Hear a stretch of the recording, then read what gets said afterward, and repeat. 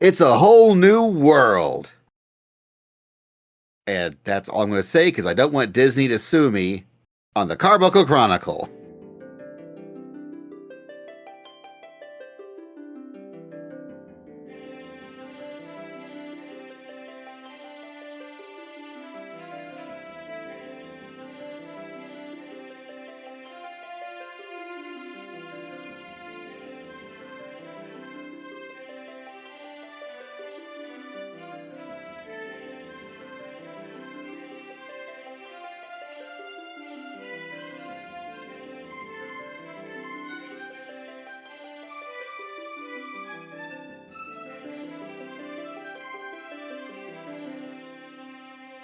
Hello and welcome to the Carbuncle Chronicle, your podcast for everything awesome in Final Fantasy XIV, soon to be 7.0.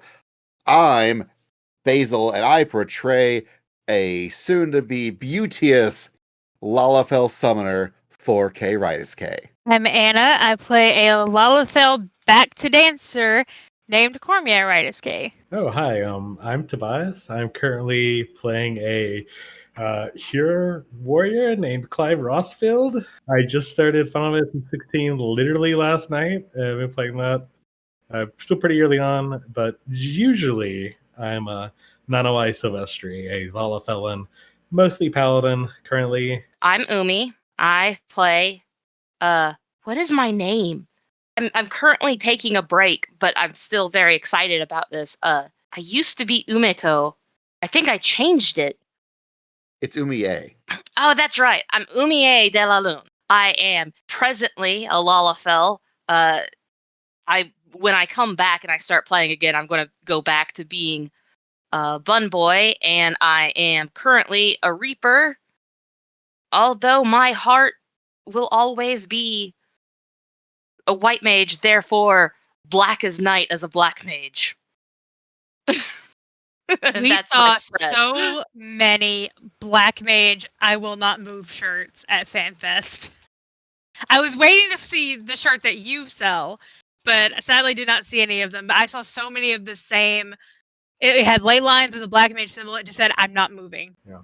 When you say it had ley lines, did it have my ley lines? Because I hand drew that. Yeah, no, it was someone else's ley lines.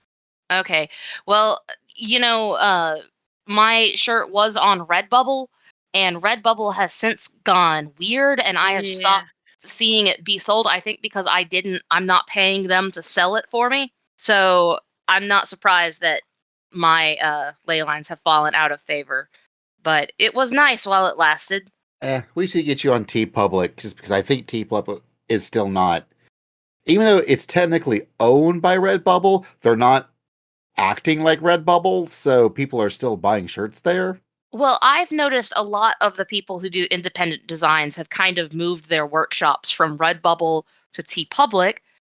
And also, on that note, I've observed that like Redbubble's shirt quality started going down and down and down, while I haven't seen that decrease from TeePublic. Like everything I've gotten from TeePublic has always been a really nice. The ink has stayed on and not peeled off. So I don't know. It seems like TeePublic is the way to go right now. Which you can go on the AwesomeCast webpage, the home of the Carbuncle Chronicle, to the AwesomeCast TeePublic page and buy yourself some AwesomeCast t-shirts.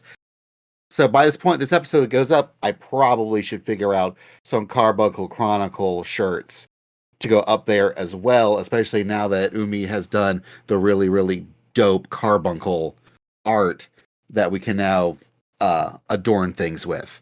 We'll cross that bridge when we get to it, but the first bridge we need to cross is on over to Costa del Sol to talk about the Moonfire Fair. Because, as we know, as the year passes, there are a bunch of different events that you get to participate in that's seasonal in Final Fantasy XIV.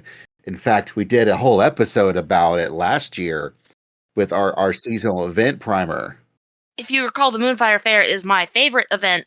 So, has it started yet? Tell me when it started. I'll come back for that. Well, it starts the day after you leave for Norway. No! On August 10th. Now, it doesn't God. end until August 26th.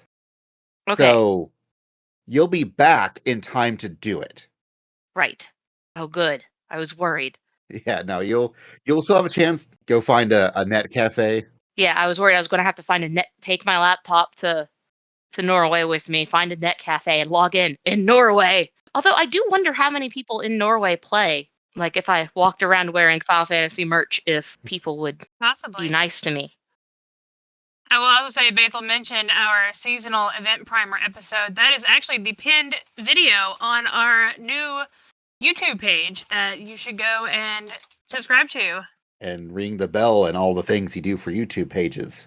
But I yes, just want to say no. it's nice that we're kind of finally back on like a regular schedule with us. I know it kind of got wonky during the pandemic with some delays and whatnot, but it does feel like we just got done with Make It Rain and now we're already, on the next thing. It feels good.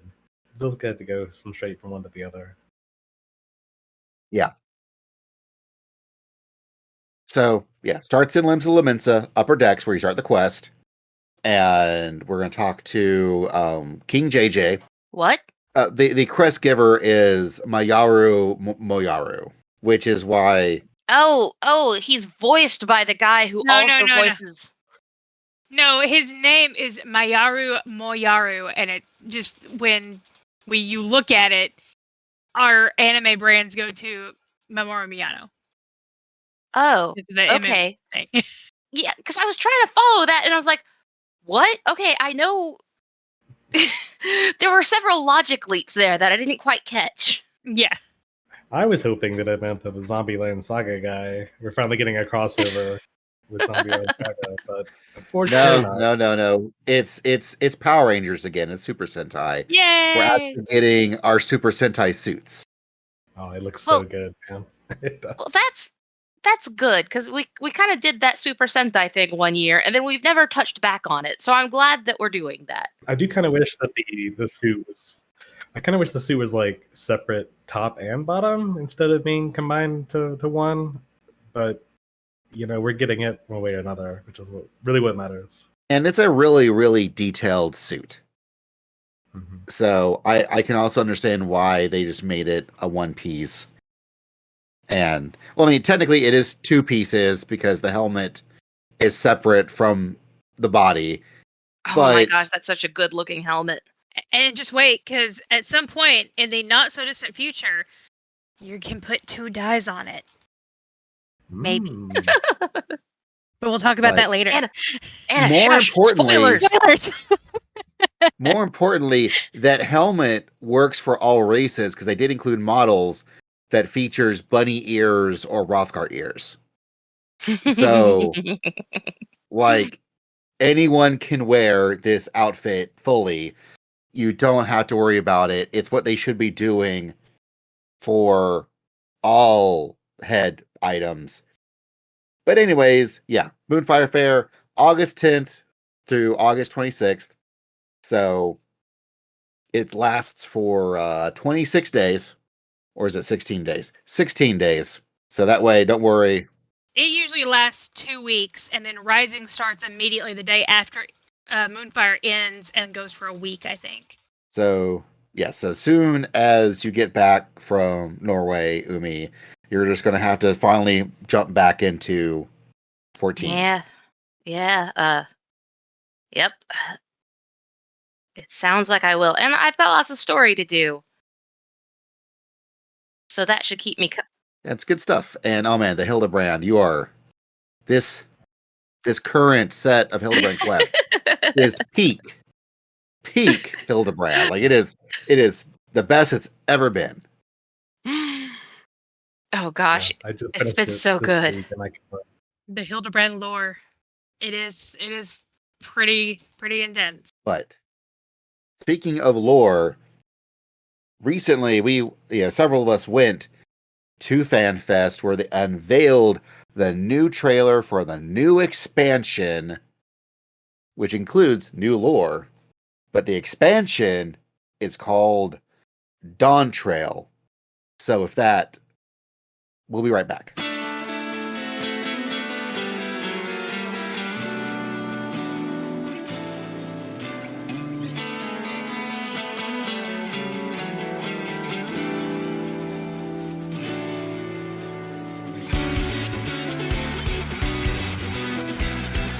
And we're back. Yeah, 7.0 is announced. It's called Dawntrail, and Anna actually kind of called it. Woohoo! I was not. I was partially joking, not being. I was serious though. The whole New Dawn thing, because the whole day cycle, and then I was like, well, I guess they're just gonna start a new day. Yeah. And then so when they announced it, I looked at Basil and went, "Oh my god!"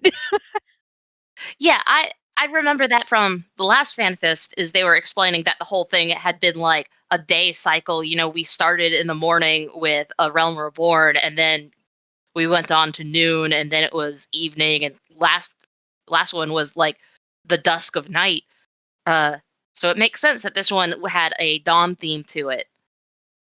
I really enjoyed that someone put together that it's 7.0 and Dawntrail, and we're the scions of the seventh dawn. I really hope that Ishikawa or Kate or somebody throws something in there about that during the story. So yeah, we're going to the new world. Which now has a name, Tural, and we are going to, apparently, a visitor from the new world is seeking the Warrior of Light to aid in a rite of succession to determine Tural's next ruler. And I'm convinced that that's the voice at the end of the trailer. I might be wrong. I'm probably wrong. But as of everything we have right now, that's where I'm leaning. Because we don't know who that is, speaking at the very end of the trailer. Like, we also know that apparently Alphina, Alce, and Aaronville, that's apparently who's on the boat with us going across the Indigo Deep. And they're hoping also find the fabled gates of a city of gold, which I believe was one of the things that Emmett Selk mentioned. Oh, sidebar, spoiler levels high. We're talking about the next expansion. We're kind of assuming that you know what's happened before this expansion. Okay. Anyways, I believe they mentioned the City of Gold is one of the things on Emmett Selk's list of places they can do expansions about. But we also know that apparently this will also see the Scions divided. We don't know what the contest entails. Who knows what's in Tural and what is the truth of the City of Gold. So I didn't actually go to FanFest, unlike the three of you. Okay, we all went to FanFest, but Tobias is the one that came back with COVID. Yeah. I didn't get any merchandise, but I did get something that brought back with me. Oh, a nice little souvenir to go home with you. Yeah. But I didn't get to go, so I only saw the trailer online, and so this is the one thing I can truly react to, that I could go, Taco Cat! Taco Cat! Taco Cat! I'm so excited about Taco Cat. If anything got a consistent huge cheer the entire weekend, every single time they played the trailer, the second Graha shows up with a taco. It was like clockwork. You knew what was happening every single time. I'm so excited about Taco Cat. I didn't know until we came back home and I could actually watch the trailer where I could actually hear what's going on in the trailer. I didn't realize that the lyrics of Life, Take It Slow, and Take a Bite is timed to Graha taking a bite of the taco. Oh, it's so perfect. Taco Cat. I don't even think that the Japanese development side of things, they have to know that the Taco Cat is a meme, right? I would like to believe that at least Koji or Kate has filled them in. Because the lady who's responsible for all the lore right now, Ishikawa has stated that she just wants him to eat a new meal every expansion. So Grahatia, whether they mean it to or not, has been linked to a meal for the past 3 expansions. It was sandwiches in Shadowbringer. It was cheeseburger in Endwalker, and apparently it's tacos in I keep wanting to call it Dawn Treader. Everyone. And A lot of people do. uh, A lot of people do. A lot of people joke like, "Oh, they couldn't call it Dawntrail, so now they're just calling it Dawntrail." okay, yeah. So in Dawntrail, it's going to be tacos. And 2 of 3 of those are memes. In fact, sandwiches can even be considered a meme. Back from cat breading. So they have to be aware that they're memeing this, right? I would think so. And at least Kate, the current lead of localization, who, I mean, another sidebar, we also found out that she is the English side of the new upcoming lore book, not Koji. Apparently, Koji hasn't even read the new book yet. That cracks me up. But she definitely was around in the United States for when Taco Cat was a meme. So if at least someone there on the dev side has to know that Taco Cat's a meme. But no, that trailer was very, very exciting. I liked seeing all the Mummel Jaw like roaming around all the lush like jungle escapes. I really enjoyed Thancred asking, "Have you seen this treasure?" While Urianger is totally chilling at Pineapple Margaritaville. You mean when Thancred was picking up chicks for the 2 of them? Yes. That's what he was doing. As Thancred and Urianger want to do. Or at least, I mean, Urianger seemed down with it. He nodded, approvingly as he looked up at the sky so they could, cut back to whatever they're cutting to next in the trailer. They're just spicing up their relationship. Those are things we don't tell Reen when we go to the first. Yeah, they're doing good. That's it. Yeah.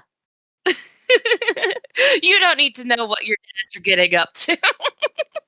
As She I has a pointed girlfriend, out, she probably does. I mean, again, I found out that the Japanese voice actor for Thancred is also the Japanese voice actor for Dion in Final Fantasy XVI, the game that got banned in the Middle East because it has a legitimate actual a couple with Anyways, yeah. I realize I don't want to spoil too much things for 16. So the theme for Dawntrail is a journey of discovery. They also revealed later on that the theme color for this expansion is gold. Ooh. So, Shocker. City of so Gold. Barry should enjoy this one. It's true. I think I want to point out this sort of scene. There seems to be a pun in the title as well, with it being Dawntrail and the place is Tural. I feel like that's kind of a Japanese pun happening there. I don't have proof, but I bet. I've heard a lot of people make that connection. I see it now. I'm mad at you guys that I see it now, but I see it now. Now I'm never going to unsee it. So we also had a new hub, which is the Tural in the region of Tural, which apparently is a city that has a heavy focus on diversity. It is the seat of the federal nation state that governs Tural, and it also currently has a ruler of Galul Jaja, a 2-headed Mamoja, who apparently we have actually, and I didn't realize until someone pointed out later, we've actually fought one before. We fought Max Zome Mola Jaja, who is the final villain in Wanderer's Palace Hard. I was just reading about that the other night in the lore book. Yeah, and in the in-game description for Mola Jaja, both leader and second in command of the Silver Scales, Mola Jaja was born of an intertribal marriage, a union which occasionally results in 2-headed offspring. Known as blessed siblings, these individuals are groomed for leadership from birth. Indeed, Mola Jaja's purpose for crossing the sea to Eorzea was to win glory and strengthen his claim to the throne of Arak, ruler of all Mamuja. Upon arriving, however, he struggled to find employment for his warband, and in a bid to make his name in this foreign land, he took the drastic step of capturing a piece of it. So, stuff, once again, from ARR is now making its way into being the plot of an expansion. Do you think that the whole thing with the Momoja having two heads is a reference to how reptiles often are more significantly more prone to surviving into life with two heads? Like, I'm not sure how to phrase that. Like, it is possible to find like a two-headed snake or a two-headed turtle, and they don't like die in utero. Unlike and they're not a case of conjoined twins. They're closer to identical. Well, they're not a case of conjoined twins. Whereas in mammals, that only works if it's a case of conjoined twins. Right. That definitely seems like a connection for sure, with them being sort of chameleon-like to begin with. And 14, they do like, attaching just a soupçon of like realistic of reality. possibilities. Yeah. Is that the name So of the I mean, Sound of Reality? they're nerds just like us. They also showed off some screenshots that look very, very, very pretty. They also revealed that those screenshots also are indicative of the new graphics update, because the shadows look much, much nicer and much fuller. My personal theory is that because Final Fantasy XVI also runs off the same base engine as 14 does, because I assume when they were building out 16, that was the engine they already knew, so they were just working with that. I think they learned some tips and tricks in optimizing things for the PS5 that they were able to now bring for 214 as well. I have a question about that, by the way. I see here in the notes you've posted some of the screenshots that they released of like the before and after the graphics updates, side-by-side comparisons. But the which side is which is not labeled. Okay, we'll get to that. Okay. We'll get to that. Left is new. But yeah, left is new. Yes. Okay, good. Because I was saying, like, the left side looks better than the right side, but like, also, like, the things that they had said about what the graphics update would be like fits more with the right side, but the left side looks better. So, okay, I guess we'll cover that when we get to it. Like, it's just Basil started talking about the new graphics update, so I thought we were skipping ahead. Because plants. They're so excited about their plants. They are really, really excited about plants. Like, he was like, one of the slides just said the word plants on it when they were showing things. Yeah. It's ironic because wasn't it plants? Wasn't it plants that killed 1.0? It was plants. Like it was the barrel. The most beautiful planter in the entire world was the thing that he brought up as the demonstration for why 14 was having a hard time processing its graphics. Is that he was like, we're worrying too much about details that nobody cares about. Example, the plants. And now he's very excited because we're finally getting to update the plants. 10 years later, they figured it out. Yeah. Which I guess also why they wanted to do the new world, because it gives them much more lush, verdantly tropical areas that they can just, stick all sorts of plants into. I also am really surprised at just how much Island Sanctuary was secretly a hint as to where we were going.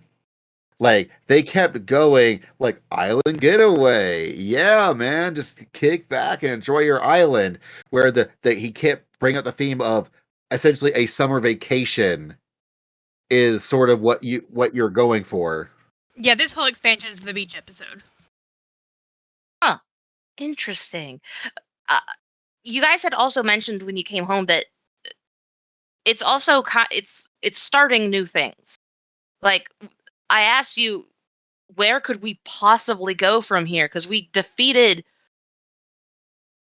just saved the entire universe from the looming threat of existential dread and despair. How are we going to top that? And I think this is not how we top it, but how we start the seeds of the next day, of the next big overarching thing that we're going to tackle. Like, so it may not be as grandiose.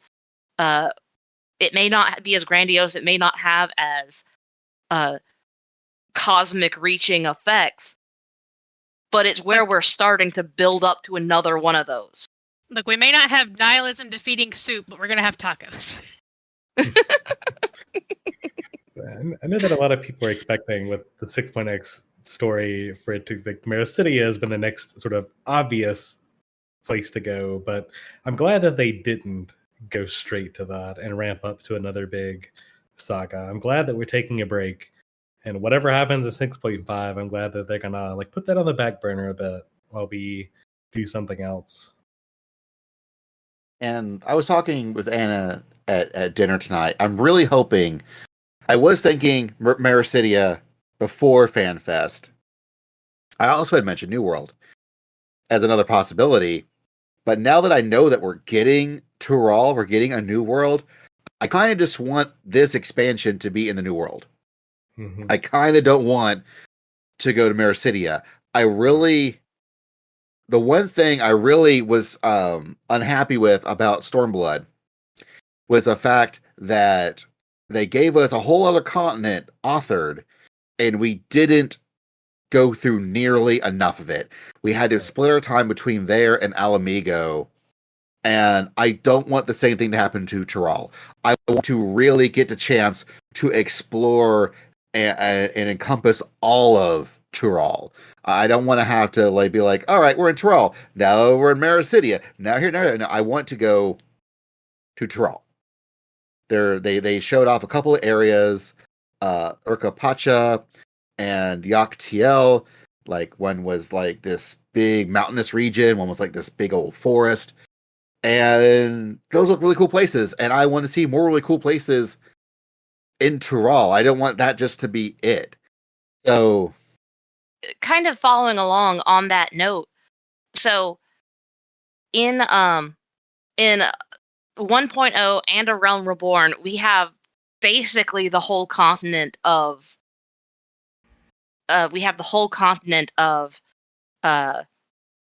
Eorzea, right? We don't quite have the whole continent. Like, we're missing the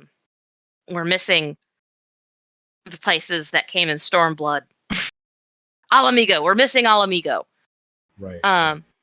But it feels, when you say, okay, in all of these areas are a whole continent, it feels right. And when you compare the size of Alamigo to the size of like the Black Shroud or Lenoska, it feels, because we have it split up into 3 different zones, it feels appropriately sized. But to this day, Garlemald does not feel like it's big enough. The Steep does not feel like it's big enough.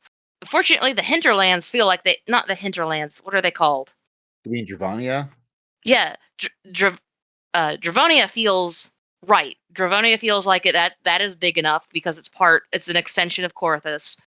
But Which is still part of the Eorzea. Yeah. But like, the Steep does not feel big enough. It feels like we ought to have 2 or 3 more zones of just the Steep, because a Steep is such an expansive, it would probably be boring. Like, if we got that as part of a thing, it would probably be boring and it wouldn't be good. So I understand why they didn't include it. But it also, if we have this perspective of this is the whole Steep, then it's not big enough. No, I agree completely, and I kind of mentioned that on our last episode, where, like you mentioned, in ARR, you have 3 city-states with 4 zones between them. You don't, even if we continue into Heavensward, the areas are big enough to feel like we're really filling out that area. But then we get to Stormblood, we see all of Authored, all of Final Fantasy China, Final Fantasy Asia, distilled down to like 3 areas. We haven't even gone really to Hingashi, honestly, And Yeah. even in Endwalker, like you mentioned, Garlemald is one area. We did Garlemald talked about this entire time. It's one area. Garlemald feels way too small. Garlemald feels like it should be at least 4 more areas, and I think they've kind of touched on that by, if you notice, like every time we go to Garlemald, we go to like the edge of the map, and they say, "Oh, and there's a whole other area over here that we go into and explore." That becomes the dungeon, but I think we'll probably get to see more of that area once Garlemald gets more stable. Yeah. And once they start to trust us a little more, like with Alphino and Alisay helping them, like I think they're gonna be like, okay, so they'll finally get more stable. They might be able to, like I said, trust us a little more. I say us as an Eorzea, and I think we'll be able to explore more of that area in the future once that calms down a little. well, I bring up Garlemald feeling like this can't be the only zone of Garlemald. There must be other zones that we simply don't have access to, and also the seat is too small. There must be more to the seat that we don't have access to, because I don't want them to repeat that mistake with the New World. The New World is supposed to be a whole other continent. It's going to feel very unsatisfying if we get there and it's only 1, maybe 2 zones. Yeah, exactly. I will say for Garlemald, something I dropped in our document, and I might make this like the cover art or something, so it's easier to see in the episode notes.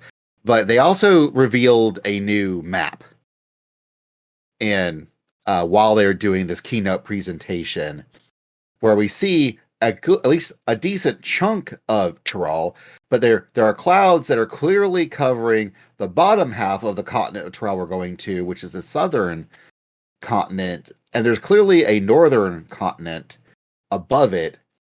Also, if you look around Garlemald and Razathan and stuff, and Thavdir, there is a whole lot of clouds that's covering up a lot more continent.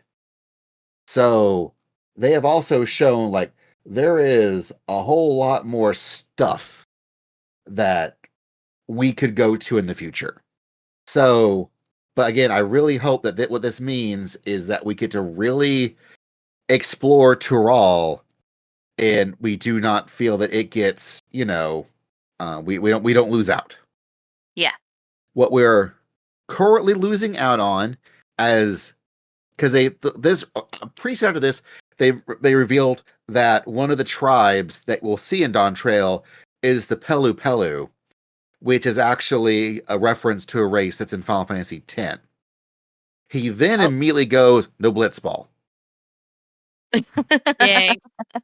He immediately goes, no Blitzball. Not yet. What do the Pelu Pelu look like? Oh, I found it. They're kind of penguin-y looking people. More Lalafels. I'm just saying more Lalafels. I hope there are crafting tribe quests, because currently all of our crafting side quests, our tribe quests, have all been Lalafell adjacent. Whether they were Moogles or Namazu or dwarves or Loprits. The very first crafting tribe quest was Ixal. Don't count. So from Moogles and you can't say the Ixal don't count when we're going to the New World where they're from. No, the Ixals are made by Alligans in Azys Law.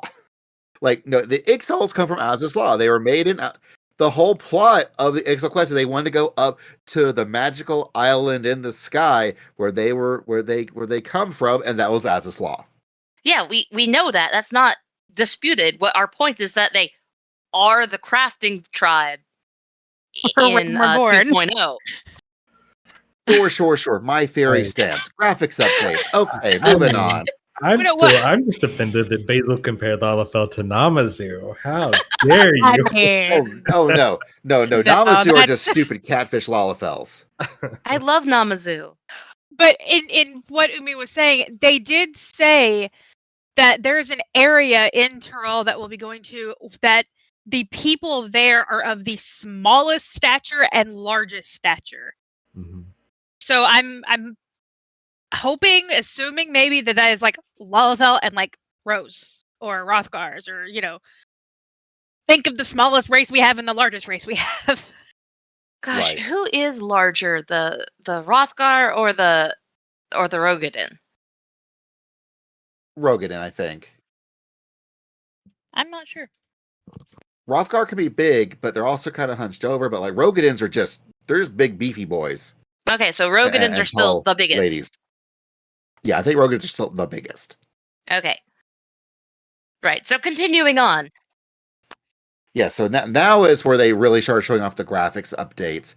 And I tried to show a couple, to us, but they're also doing a lot of updates to the character models. Well, not so much the character models, but like the shaders and the textures used They did show for a video characters. for that. Yeah, they did show a video. Like, everyone's skin looks nicer. Their eyes look nicer. The hair textures look nicer. The real big things for me were like the Ara horns looked a whole lot better. Like they like actual horns, and scales looked really good. All the textures, like Basil said, were like, oh man, you can tell their emphasis is primarily on materials in the world, as you can see like in this first screenshot, where the metal like looks more like metal than in the base game, the original game, and that's really where it pops to me, is those metal textures. Yeah, that's kind of why I was saying like the left side looks so much better than the right side, but I had no idea which side was the upgrade and which side was not, because the shadowing, like technically the shadowing is better in the right side, but it looks better in the left side. They had video of these areas too that makes it a little more. Yeah, you can watch video of that they showed during the keynote. I know that Mione did a very good video really detailing the character models being updated, but also showed some of the video footage of the areas as well. Because what Mione did was like actually went through and recreated like in the game and took their own footage to compare to the footage of it. It's quite good. We also learned that the level cap is 100, not 99, which makes sense. Were people thinking that it was going to be 99? Some people, I think, wanted it, but he had said a long time ago it was going to be 100. I think Basil's retro heart was hoping that it was going to be 99. Well, if the final level, if the new level cap became 99, that would be a pretty indication that we were no longer going to get level caps with expansions. Correct. But I think that leveling up like another 10 levels every expansion is in fact a very good move. So I can see why they wouldn't want to break that formula. And it seems like there has been a few Final Fantasies that go up to level 100 in recent history. 16 being one of them. Yeah, like in 16, in 16, the level cap hits 50, but then you can start the New Game Plus Final Fantasy mode, where the level cap goes up to 100. Yeah. They also revealed we are getting 2 new jobs. They're both be DPS. One's going to be a melee DPS, and one's going to be a magic DPS. Yay! And then he revealed his shirt, which was for Teenage Mutant Ninja Turtles: Mutant Mayhem, the new movie that just came out. And that was our big hint, was Ninja Turtles. But we already have ninjas. Ninja 2, Ninja Boogaloo. I am in the camp. I am in the camp that is their names, and it has to do with Pictomancer. Or Painter. Yeah, I think that's whatever. a pretty solid theory. But I like Tobias. He had put in the comments that, and I heard a lot of people saying Turtle sounded a lot like Tortuga, which is the pirate island. And we know the Melee's gonna be some kind of pirate. Like Corsair's the running theory. But because the whole area is very New World themed, where the pirates are. It's Pirates of the Caribbean themed, even though they don't say it's Pirates of the Caribbean themed. It's much more One Piece themed than anything else. Like if I go through this main scenario and I don't see a Captain Jack Sparrow somewhere or a Luffy run by, I'm gonna be very disappointed. Well, it's very easy to make a Luffy cosplay in 14 already. So. Oh yeah, I've seen many Just of so them. we're clear, the two theories we're talking about is that the Ninja Turtles are all named after Renaissance painters, therefore Pictomancer, but also the Spanish word for turtle is Tortuga, which is, a famous pirate island. Also in the trailer, our Warrior of Light clearly looks like he's a pirate, and he's got a sword in one hand and probably something else in the other that they do not show, and in fact looks like it's been taken out of the video. It is very much the Spider-Man No Way Home edit job on the trailer. It's like we know there's something there.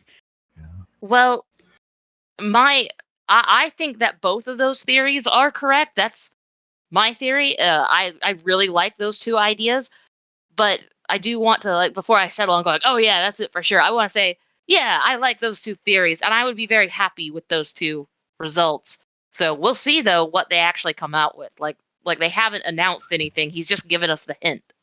When he said that the two new jobs were DPS, I'm like, all right, going through the expansion as a warrior, because Qs are gonna suck. Well, pirate has been a pretty classic job type in Final Fantasy in the past. I mean, in 11 there was Corsair as well that had a sword and a gun that shot magic bullets. I want to say was how it worked. Yes. Yeah. So I can see that working. How it works here is maybe you build up a melee combo, but then you use build up to it a magic bullet, which is still melee range. Really, it's just going to be like a one-handed gun. Question: What's the focus? What's the focus job for the expansion? You know how everyone has been. We don't. He didn't say. Meteor, our actual character, was the new job. So they didn't show any other existing job in the trailer other than the Scions. Are you sure? Because our current job could be a red mage. The image job could be as red mage. With the sword and it could also be blue mage, because we're going to the new world, and the blue mage stuff comes from the new world. But the image job is probably whatever this new melee job that the Warrior of Light is currently embodying that we don't know yet. Okay. Well, but I like the idea of Pictomancer. I like the idea of Corsair. So we'll see if those theories prove true. He's probably going to announce. They're probably going to announce the new jobs in Europe FanFest. They'll probably announce one of them. I'm betting it'll be the shirt, whatever the shirt one was, and then he'll wear another shirt at the European FanFest. Yeah. But yeah, I figured they'll save at least the second job for Japan. Yeah. My guess, if I'm going to guess anything, I have a feeling we're going to get the melee job. Whatever he is current. Well, So my two theories is either A, they're going to reveal more of whatever Meteor is, or, as has been pointed out several times to me, that we have yet to actually see Chryle in this trailer, and we know that Chryle really wants to do more than just sit on the sidelines, and she did, in the last patch, did get her Smash Brothers invitation. So she could very easily be the new magic DPS job, person, much like how Alphino is now a sage, which is why I don't think he's going to be whatever the next match DPS class is, because he just became a sage. They're not going to do him for an expansion twice. But I could see Chryle being that. Maybe the images in the movie, in the trailer, is Alphano and Chryle together, which is why we haven't seen Alphano yet. But anyways, so I could either see them. I think Y'shtola is up for a job change. Like, she's been 2 different jobs, but she's been 2 different existing jobs. She is, but they've already shown like her in her Black Mage outfit, which is I kind of feel like they're all at least due for new outfit changes. But we'll see how that goes. Honestly, the only Scion that's never had a job change is Estinian. But he only recently never became a Scion, will. though. Yeah, he is the Dragoon. There's no way. Yeah. Maybe he's the new melee too. New melee. No. Dragoon. Better Dragoon.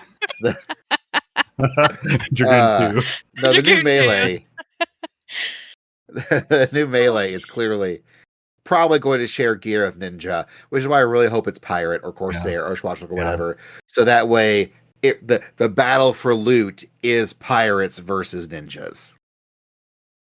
Yeah. Another meme as old as time, as old as Taco Cat. Taco Cat.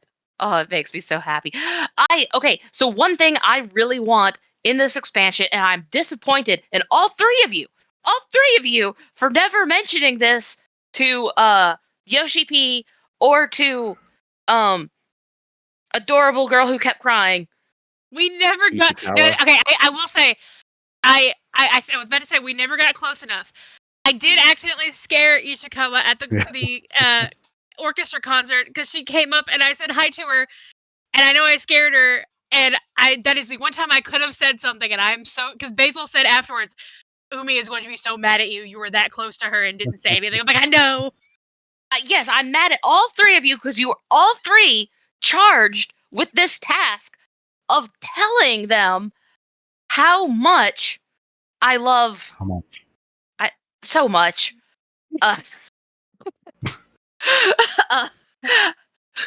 How much I love red-haired cat. Gradia.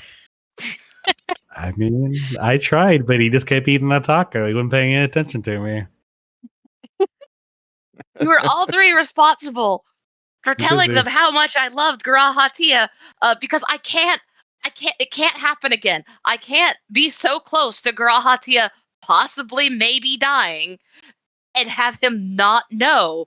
And it's short of telling them how much I do love him, but how much, like, we need a way to put in the game to tell the Scions of our feelings, even if they're not returned. It needs to be in there. And you guys never did. You didn't say it to them. I was just happy that clearly he's in the trailer eating a taco, which means that he is totally going on this adventure with us, which is really the important thing. It is. That is the important thing. I mean, that is how a guy expresses his love for us, is going on adventures. So the fact that like Basil said, the fact that we're there, that might as well be explicit.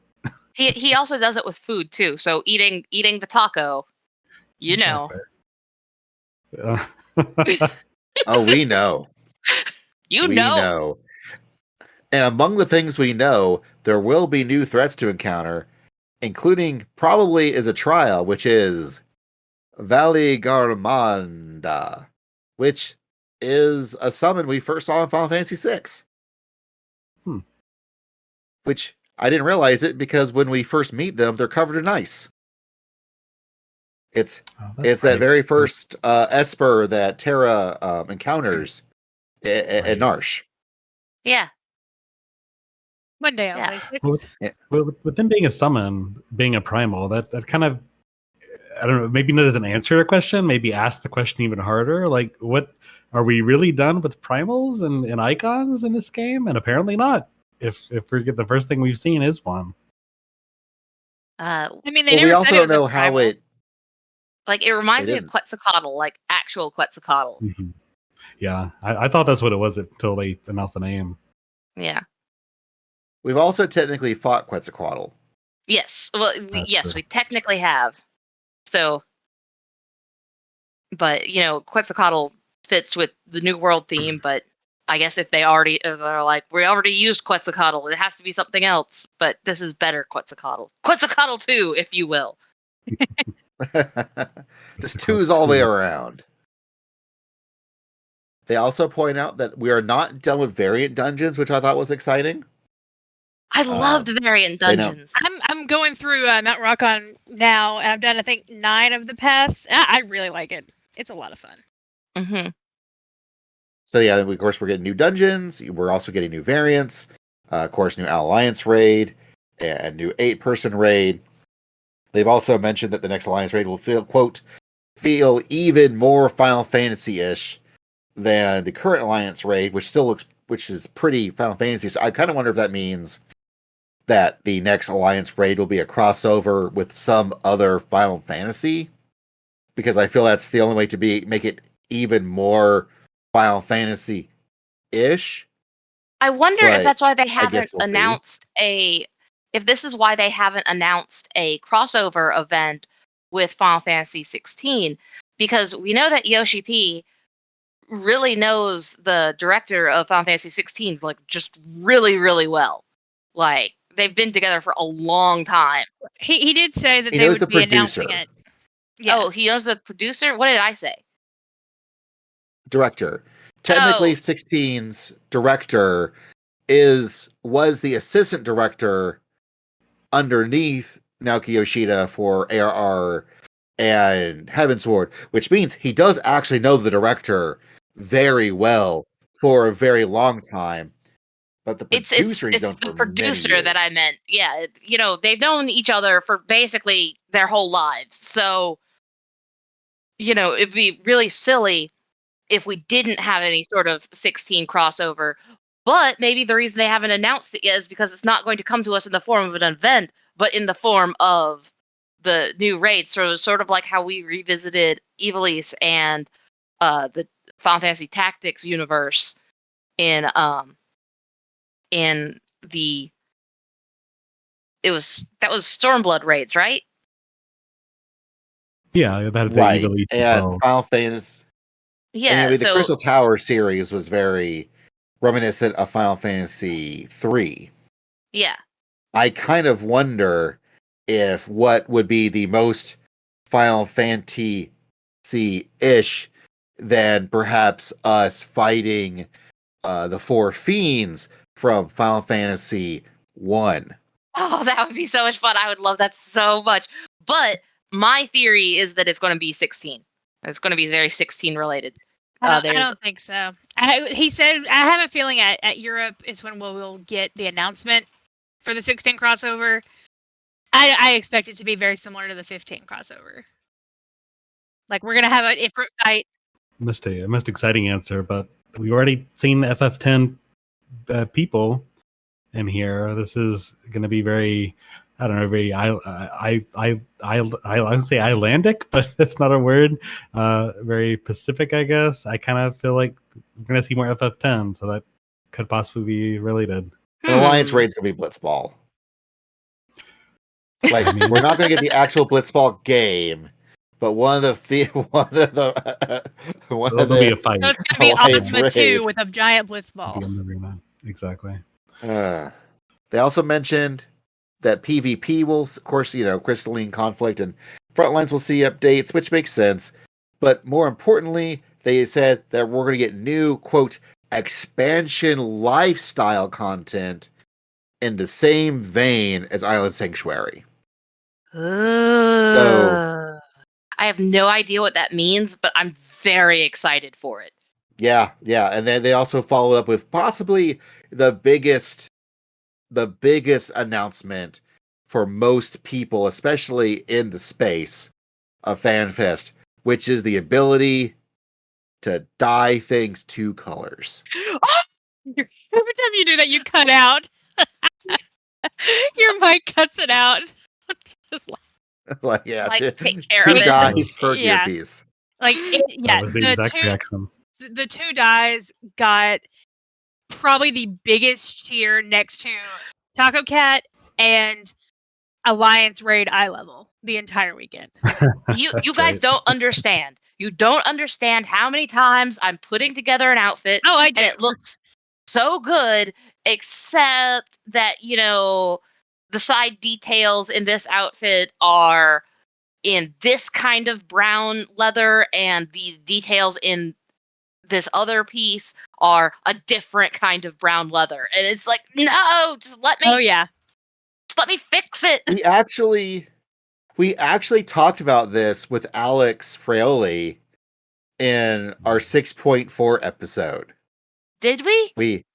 We had a whole dyes discussion about like wanting to do the more details. I mentioned how I kind of wish they would do RGB sliders for No, colors to give us more I like color the dye range. system better than the RBG sliders. But I think the 2 dyes will go a long way to getting us there. And they did mention that everything would be 2 dyeable at the jump, but they're planning on eventually getting everything done.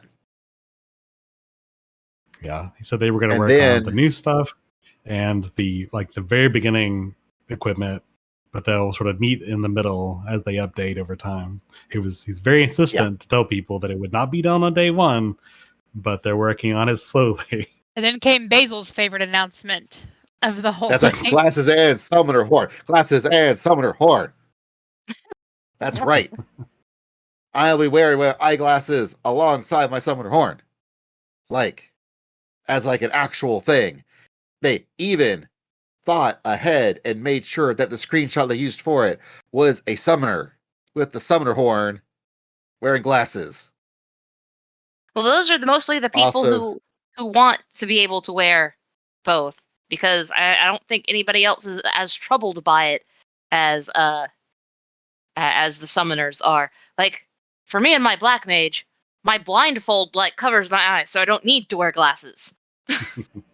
Yeah, what about your white mage? My white mage has pretty flowers in his hair, and he doesn't need glasses. Yeah, he could have glasses. Yeah, he'd be pretty cute with glasses. And now you get the option. I do like. And now I like there's how the glasses option. are going to be. Yeah, I like how it's a new type of gear that that's equipable alongside headgear, but won't actually be gear you have to actually deal with. Yeah. So it won't be like an All of the armory belts- chest thing. All of the belts were gathered up last expansion and melted down into eyeglasses. Yep. Wow. They also mentioned this will be probably more 7.x, not 7.0, but they are also increasing the furnishing limits. Yay. I know for sure this means furniture inside the house. I still hope that also means furnishings for outside the house too. I And lost then my house They again. also Me. I did. You'll just have to get another one. Yeah, I'll just have to try again and get another one. But I'm not playing right now, so I'll try again later. And they are increasing the system requirements, but they're not that much more in depth. I don't want to have to They get a are- new laptop to play the new thing. But I already got a new laptop. For the last one, that was way over what's actually needed. Yeah, mine, because I bought this laptop for Endwalker, and it's gonna be fine. So you'll be fine too. Yeah. Anna's laptop is actually still recommended. So I know one that Anna was really excited about was the strategy board that they showed off, which is sort of a whiteboard that you can use to plan raids, or as Anna pointed out, videos or whatever you need to people to start move people around on places. Yeah, you can actually be all right, you're going to stand here and show them. That is going to be so helpful for raid. I haven't seen any footage of this. There was no footage. It was just one screenshot that they showed us that Basil has in our document. I'm really hopeful that I can draw on this board freely. So Maybe I It looks like you can. Like, it looks like there's like a pencil thing. So I just don't know yet. That is what I want out of it. I have no idea if that is what they have even suggested. But it's what I want out of it, because I want to start like drawing little pictars in Final Fantasy XIV. If I can draw in Final Fantasy XIV, then there will be no reason for me to ever leave it ever again. I guess we'll see. And then they changed the meme on us. What? Yeah, The next thing, they've changed the meme. They have now added Stormblood, or they will be adding Stormblood into the free trial as of 6.5. Oh yeah, that makes sense. Like, it just makes sense that they would do that. I've thoroughly enjoyed all of the. We're gonna have free Cobb and free Woo, so we're gonna have lots of budget legends. Is what I heard in Mr. Happy's stream. Because people will get to do ultimates on the free trial.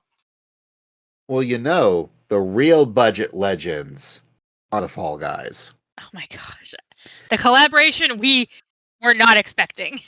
I don't think this was on anyone's bingo cards. No. Was that we were legit getting a Final Fantasy XIV Fall Guys collaboration with 14 things in Fall Guys, and they're putting a Fall Guys thing in the Gold Saucer.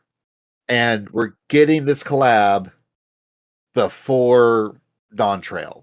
Well, this is going to be in the 6.5 series. I believe the Fall Guys collab started already.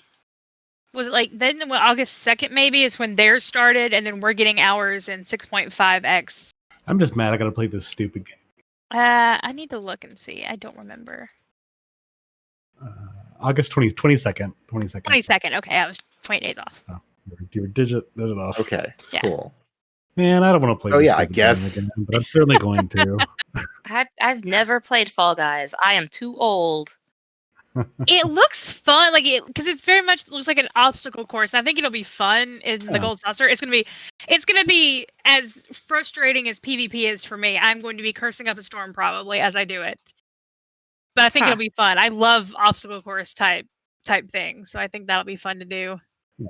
I mean, if you remember like Takeshi's Castle, Most Extreme Challenge, like way back in the day when cable was still relevant, it's pretty much a game of that. You just do an obstacle course thing, and it's sort of like tournament based, where the people that survive at the end go on at the next round until you finally end on sort of a free for all thing.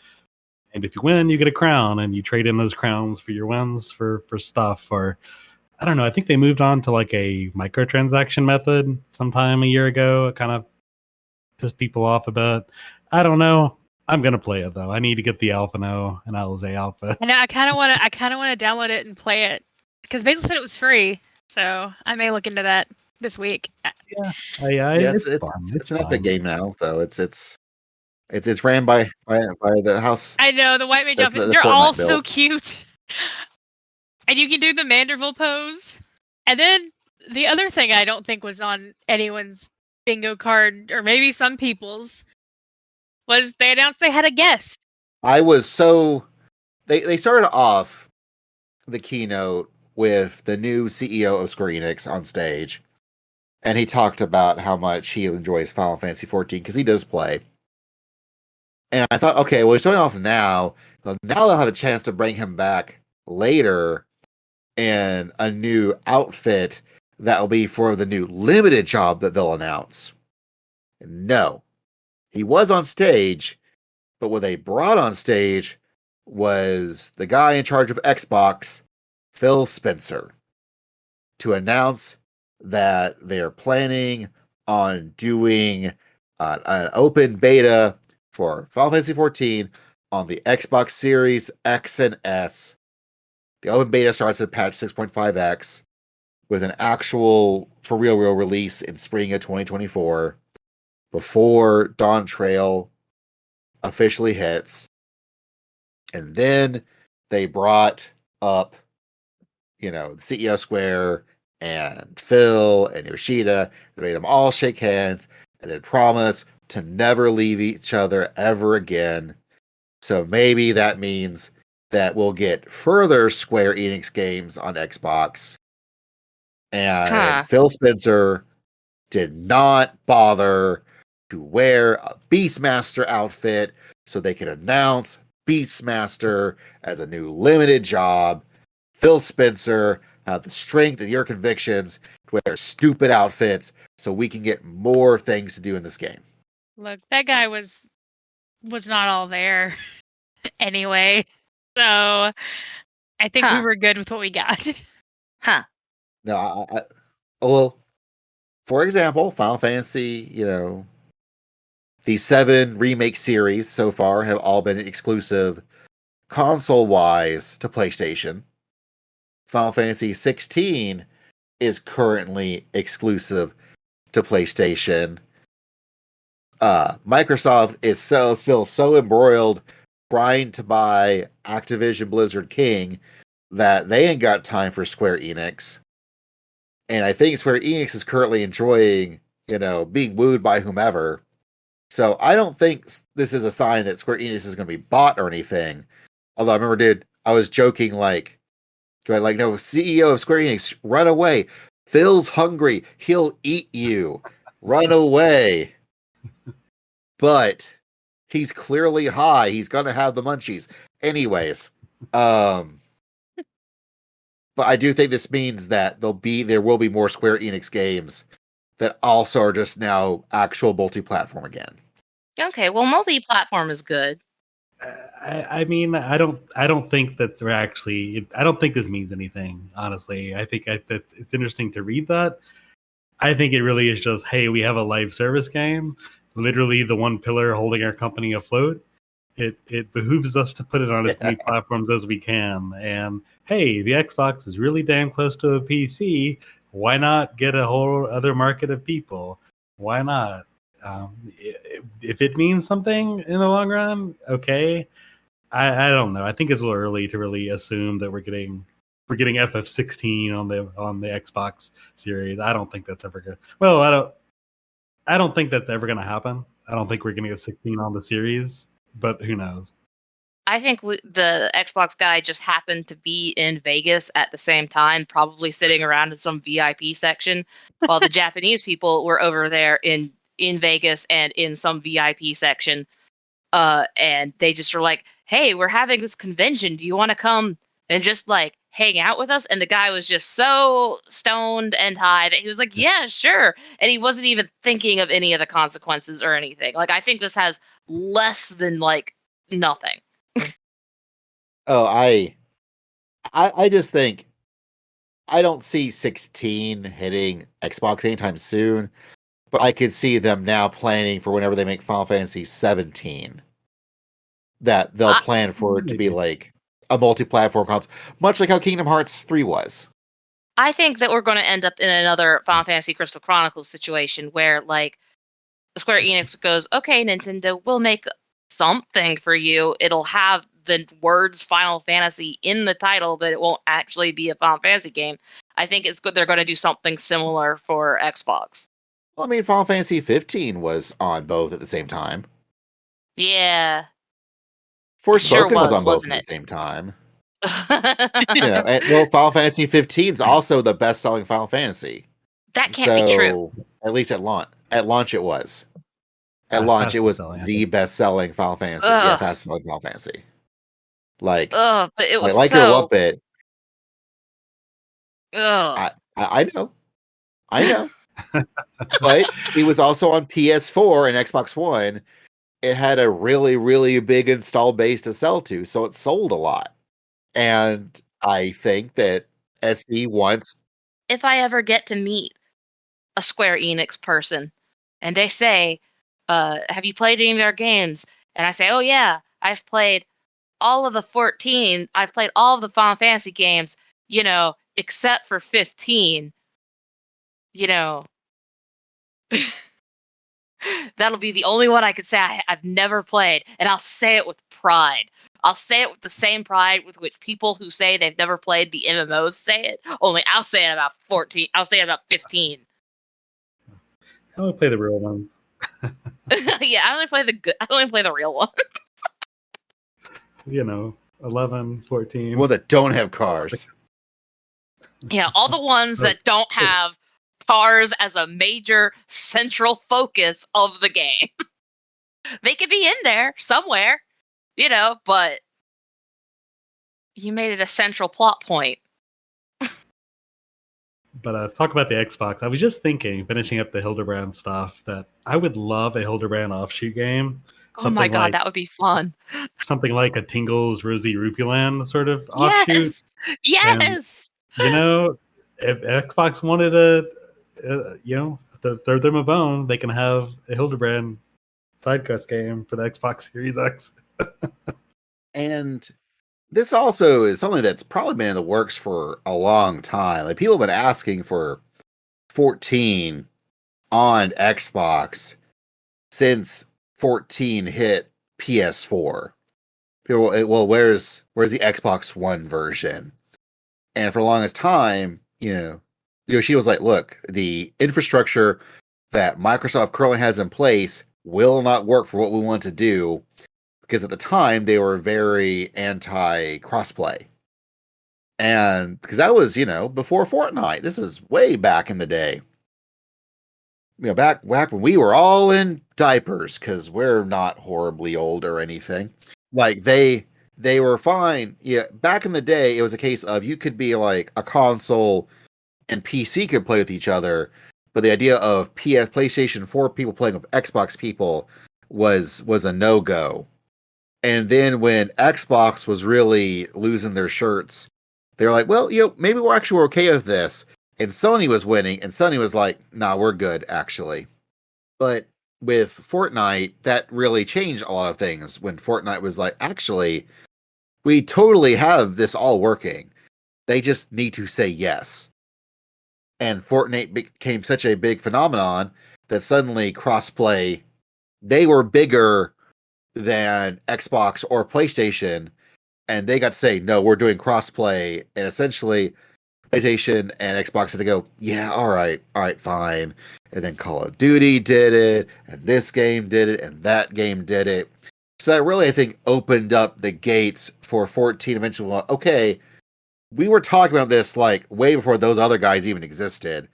Can we do this now? And I think they finally got all the I's dotted and the T's crossed and what have you. And this is just finally happening. And they just happened to get Phil in to announce it with. Yeah, as far as I know, the only platform that is still pretty anti-crossplay is Nintendo, because they are hyper worried about safety. You can play Fortnite on Switch with Xbox or whoever. You can. Last time I was playing Minecraft, I was having a hard time connecting my PC with my niece and nephew's Switches, but their Switches could connect to each other very easily, and I had to just break down and get down on my Switch to play with them. I think for Nintendo, it's more of an issue of technical limitations, because you mentioned Minecraft, like the PC Java version is distinct from the console version. And that's probably even stripped even further down in whatever version they've got on the Switch. I don't know offhand, but I would certainly put money down on that being the case. So, yeah, we're never going to see 14 on Switch, especially with the graphics update happening. Technical limitation more so than anything else, really. That's fair, I guess. Switch 2 is just coming down the pipe. Like, give it a couple of years. Who knows? Maybe we'll see Final Fantasy XIV on whatever the new Nintendo console is. That means we wouldn't have to buy Steam Decks. Oh gosh, I hope it's not called the Switch 2. I hope it's called something else. Twitch. Wait, no, I take it back. Switch 2. Everything gets a 2. Everything gets a 2. Dragoon 2. Now, I know a lot of people are kind of worried about Xbox people moving into the game and there being a cultural shift. I don't think it's going to be that drastic, honestly. We already weathered the WoW exodus. Yeah. And those type of people coming into the game, and I It think can't the worst, be worse than that. the most toxic Xbox bro people I think aren't even going to bother with the Japanese game like Final Fantasy. They're gonna instantly, if they try, they're gonna get turned off at the account registration part and not even bother afterwards.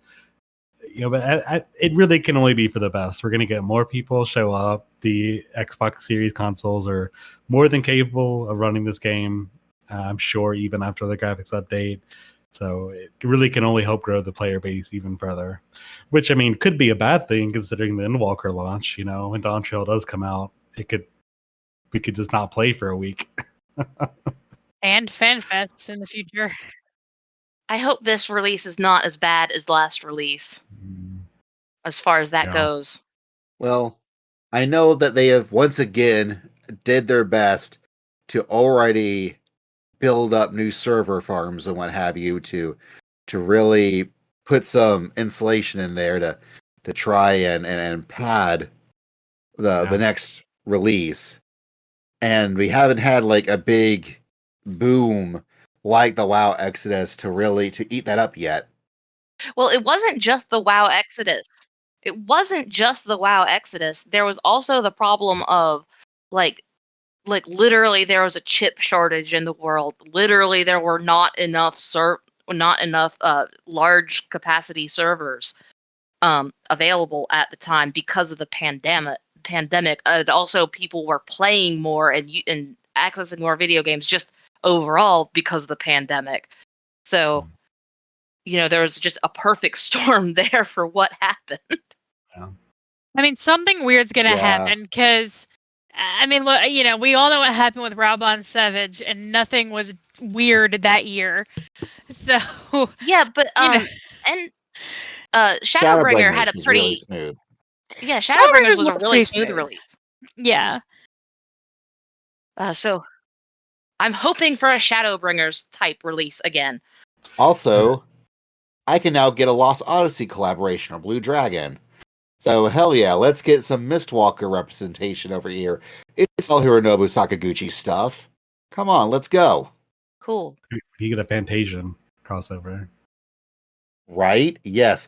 That was actually my biggest disappointment of FanFest, that we did not get Hironobu Sakaguchi on the stage.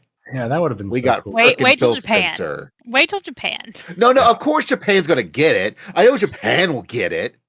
He lives there. Of course we're going to get Sakaguchi over there. Heck, he might even show up in Europe. Man, I wanted Japan him gets in everything. Vegas. This is why I want to move to Japan. They get everything. Before we wrap up, final hopes and dreams and thoughts for Dawntrail. I'm looking forward to them announcing female Rothgar. Hopefully that'll be in Europe. Hopes and dreams, I want my boyfriends back.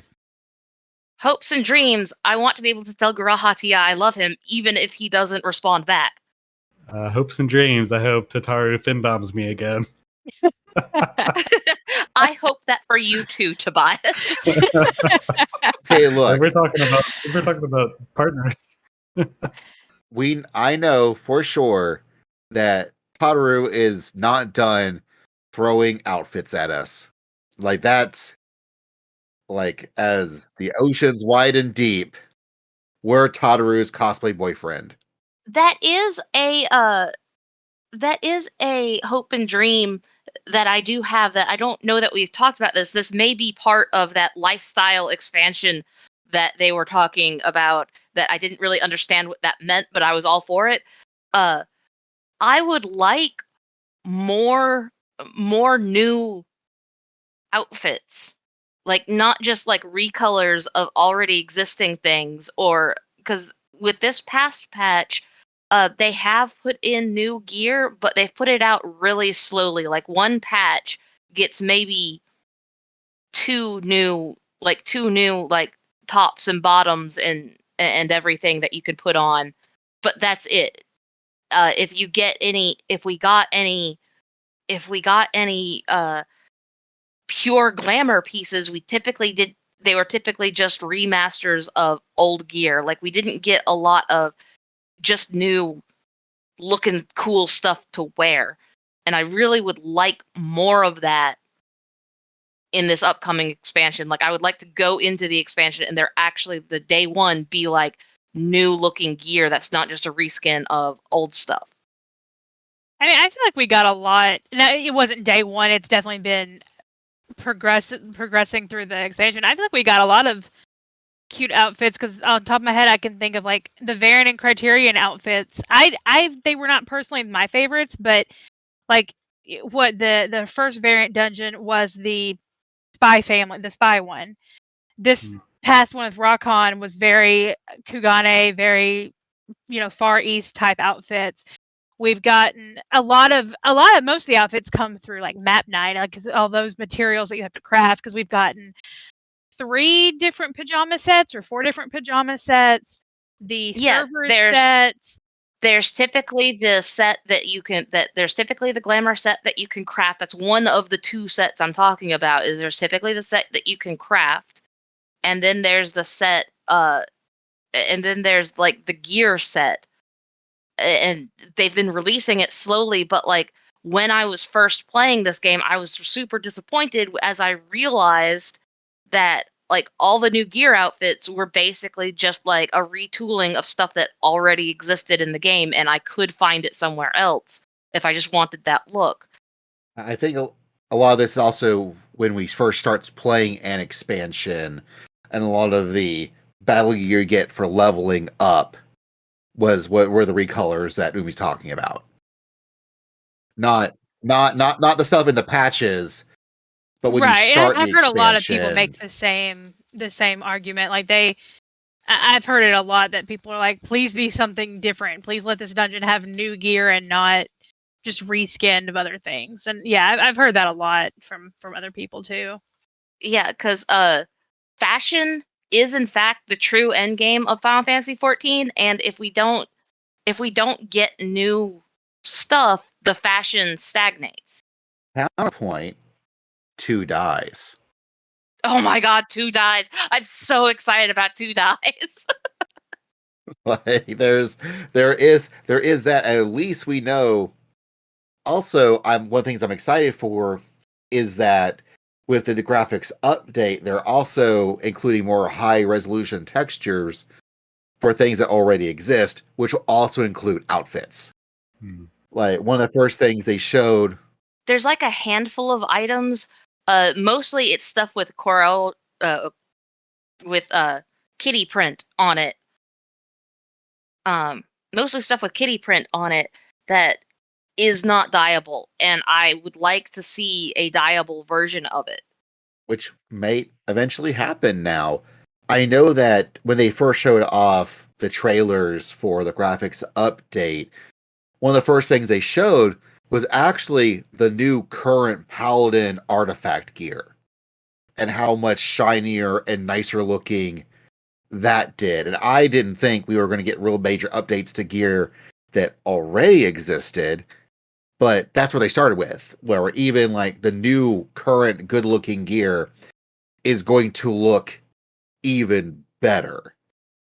So I know that, for example, things that I'm really excited about possibility is that I think my favorite overall summoner coat is still the ARR 2.0 summoner artifact 1 gear. I really like that summoner coat, but I'd love it to look even better. What I would really like out of this expansion, my hope and dream, is that they drop that with the expansion, they drop enough new gear that we have that it really shakes up the end fashion game. Does that make sense? It does. Yeah, I think so. Yeah. I'm saying I'm just also looking forward to a lot of the existing here is going to look nicer come some point with the graphics update, which also may help shake things up, where things that you didn't really like the look of back then may now look nicer, so that might start entering older things might also start re-entering back into the fashion realm. I would like both things to be true. Yeah, I really liked a bunch of the older gear, but when you're playing dress up and then you're going off to roleplay, you tend to not want to wear a lot of the older gear because the textures on it just weren't as good as, like, the textures are a lot lower resolution, and it's gotten to the point where it's actually noticeable. So you notice that the patterning on like the Horizons thigh boots is a lot blockier than the current gear coming out. So that would be cool to be updated. But yes. So the hope and dream is for fashion. As it should always be. I mean, I'm trying not to think too hard about trying to predict, the jobs and stuff. Like, we're gonna get it. Any time that I spend dream casting about what we could be getting, it really won't matter. They couldn't surprise us completely.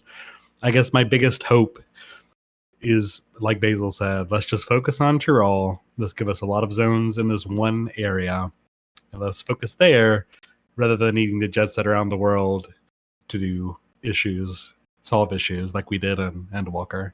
That was great for that expansion, but I would like to get back to focusing on one thing and doing one area of the world in this expansion. Oh my gosh, you know what would be so nice? All the beer I'm going to get to drink in Norway. I'm so excited about it, you guys. Well, good.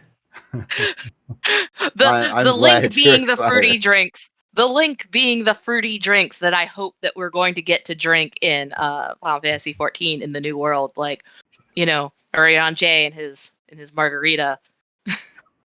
Yeah, when I play Dawntrail and Tural drinking fruity drinks, I'm going to be thinking, man, I hope Umi had a lot of fun last year in Norway.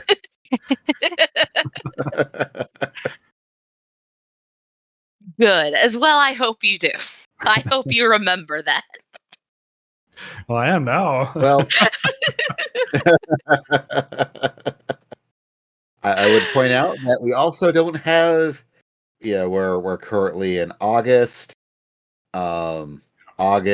September, October 21st and 22nd is the European FanFest in London. So we're going to know more then, where it's not that far away. So we're going to be, also in October, we've got 6.5, which will be covering more of what's going to be happening there pretty soon. Probably in a pretty upcoming episode of Carbuncle Chronicle, probably recorded while Umi's off gallivanting in Norway, drinking all the good beers. I'm going to be consensually pillaged by Vikings. It's going to be a consensual pillaging. I'm going there. I'm going to give them all my money. And they're going to let me hang out with them for a couple of hours. Like, that's like an actual thing. Like they have like a Viking town still. I'm very excited about it. And I can tell you guys all about that. Yep.